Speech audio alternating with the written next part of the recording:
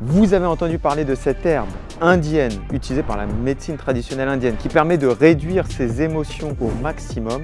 Vous avez peut-être entendu parler des effets bénéfiques sur la testostérone, sur la qualité des spermatozoïdes, sur la masse musculaire, sur la VO2 max, sur la puissance, sur la récupération. Je parle bien évidemment de l'ashwagandha. Nicolas Hoth, nutritionniste spécialisé dans la perte de poids. Aujourd'hui, on va faire le point sur l'ashwagandha.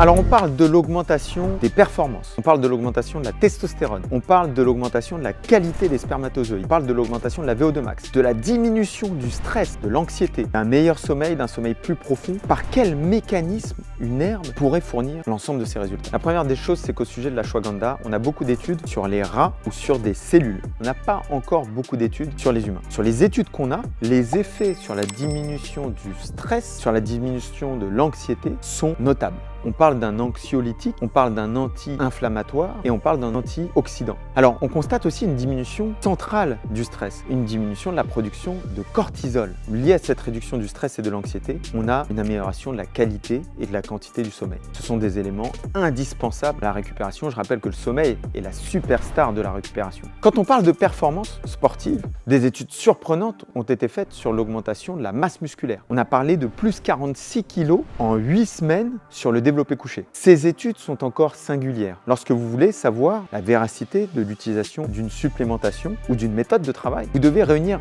tout un tas d'études. Et au fur et à mesure du temps, les études vont s'accumuler sur l'ashwagandha et nous serons de plus en plus capables d'identifier effectivement les mécanismes qui permettent ou ne permettent pas l'augmentation des performances et dans quelle mesure elles le permettent. Est-ce qu'elles le permettent sur des athlètes confirmés ou est-ce qu'elles ne le permettent que sur des athlètes qui sont novices? Quoi qu'il en soit, 46 kg en 8 semaines, c'est surprenant et j'aimerais voir plus précisément d'autres études qui étudient de plus près cette herbe.